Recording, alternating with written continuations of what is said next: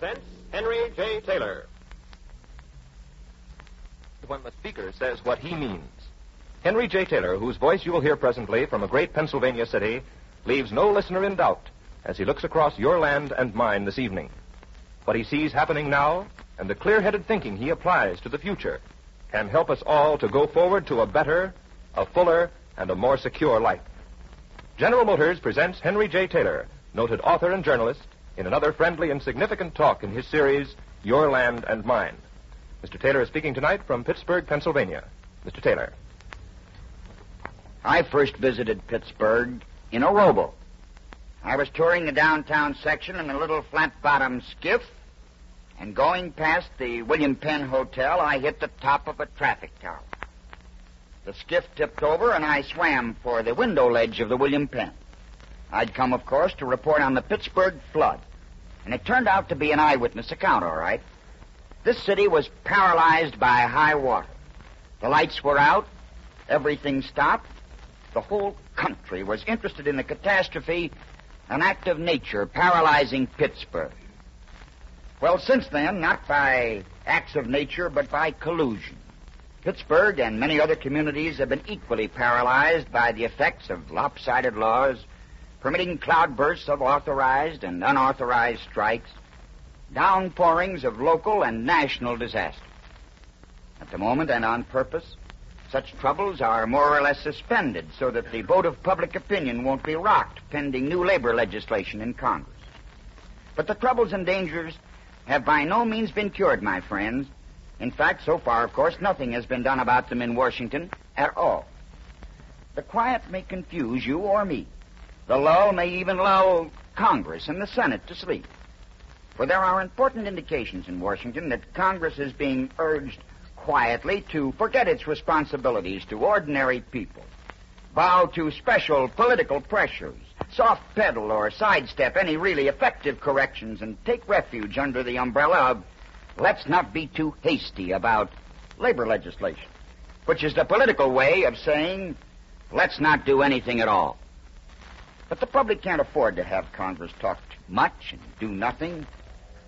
There are points and corrections which Congress should not tuck under the bed on account of political cowardice or because of threats or for any reason.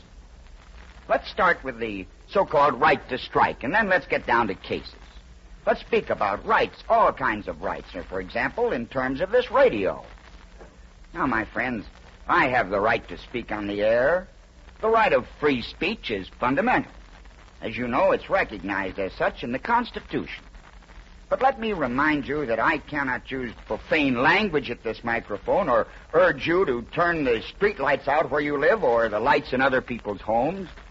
The right of free speech is regulated as to the ways it is used. And how about property rights? They're fundamental. Why, if you or I had enough money, we could have the right to buy a whole city block in the heart of Pittsburgh. But we couldn't erect a powder mill on it and manufacture explosives. And so it goes in civilized democratic life. Rights on one hand and on the other protection against the abuse of rights, no matter how fundamental they may be. For as Supreme Court Justice Holmes once said, all rights are derived from the purposes of the society in which they exist. Above all rights rises duty to the community. And I'm quoting him. And that, kind friends, must apply as well to what is called the right to strike. Well, let's look at it from the working man's viewpoint. Then let's look ahead. First, let's agree that striking is conceived in the idea that without the strike, you or I as workmen might be abused by an employer. It's a weapon to fortify the strength of unionism so that unions and individual employees can be stronger in collective bargaining.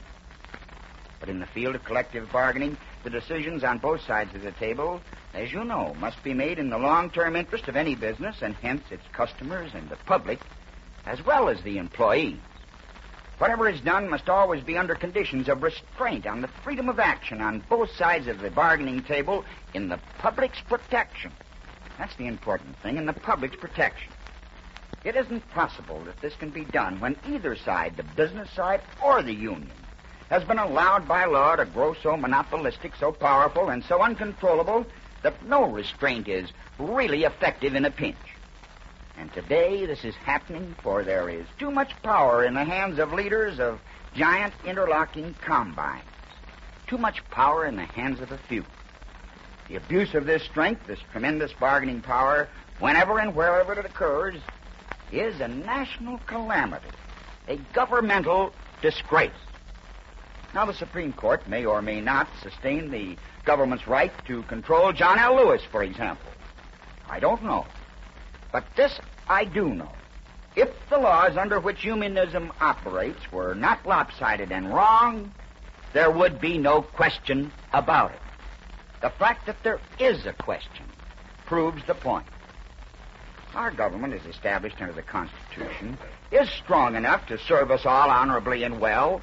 The Constitution gives Congress the power to regulate the conduct of any individual or group of individuals in the interest of tranquility and the public welfare, if congressmen and senators themselves only have courage enough to ignore the claims of professional labor leaders that none of their powers should be reduced at all.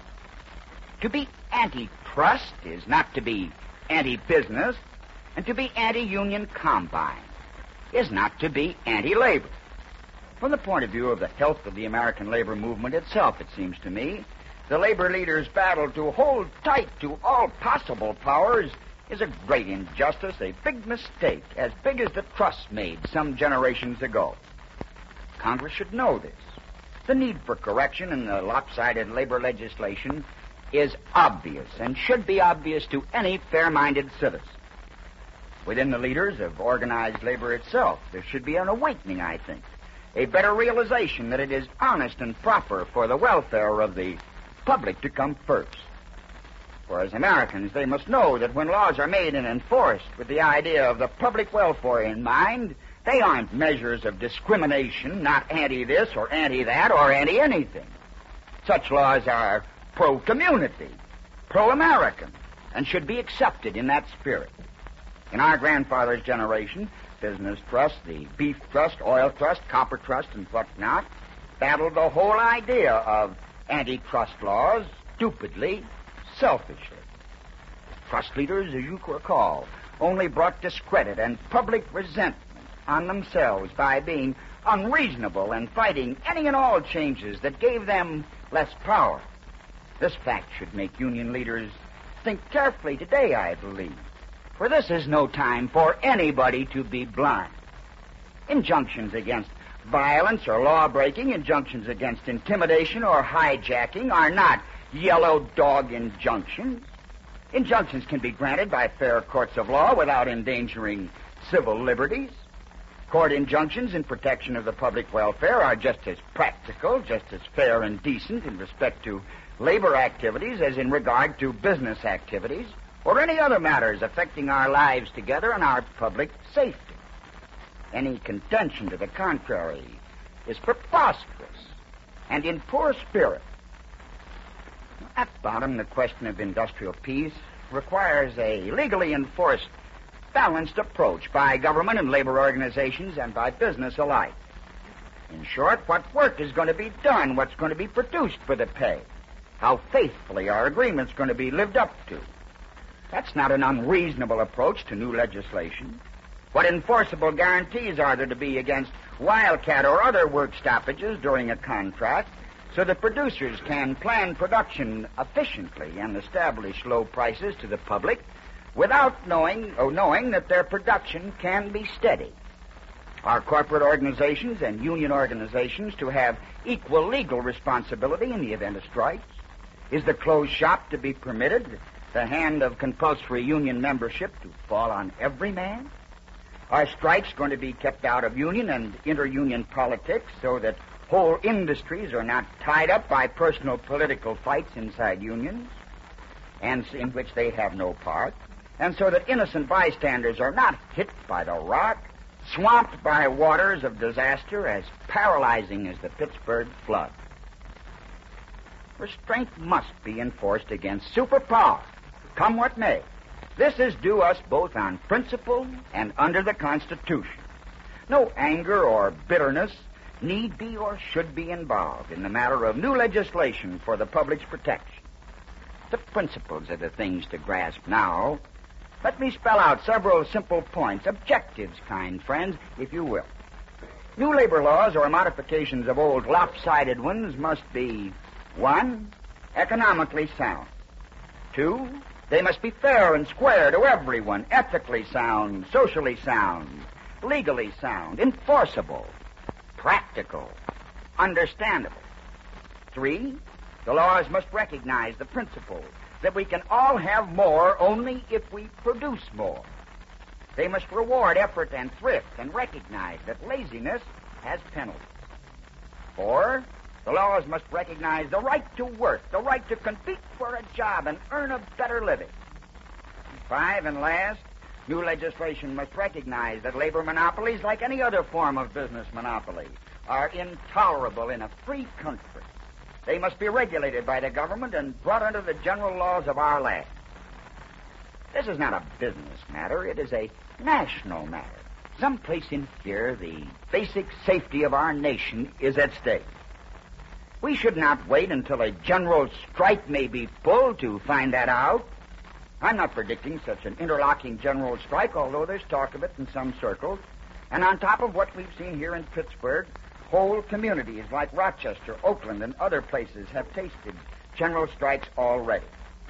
But a general strike is possible and legal today. And that's how far we've gone down the road to ruin. Now, the giant interlocking labor combines must be regulated in the public interest like the old-time trusts were regulated. We're all Americans, all of us, organized and unorganized alike. It is up to every American to advocate principles because right is right and wrong is wrong, and no soft peddling or excuse for abuse is pertinent. Congress has clear duties to the whole people. Congress must look around and look ahead, right the wrongs wherever found in the laws on which you and I depend. Congress must help all of us to go forward to a better, more secure, fuller life, marching behind the banner of duty to the community and common justice for everyone in your land and mine.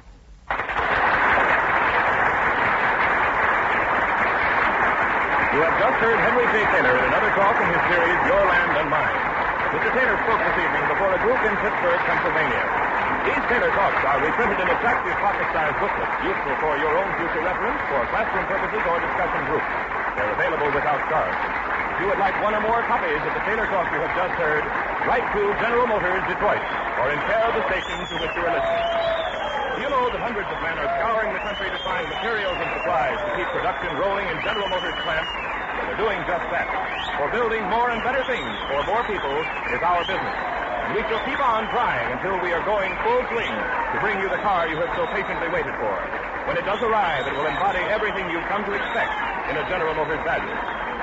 Henry J. Taylor is presented twice weekly by General Motors, producer of Chevrolet, Pontiac, Oldsmobile, Buick, and Cadillac automobiles, Fisher Bodies, GMC trucks and coaches, Chevrolet trucks, Frigidaire products, Delco heat, diesel engines, diesel locomotives, and other products. GM products may be purchased on the low-cost General Motors installment plan. Look to General Motors for more and better things for more people. Listen to another Taylor Talk next Friday evening at this same time. This is the Mutual Broadcasting System.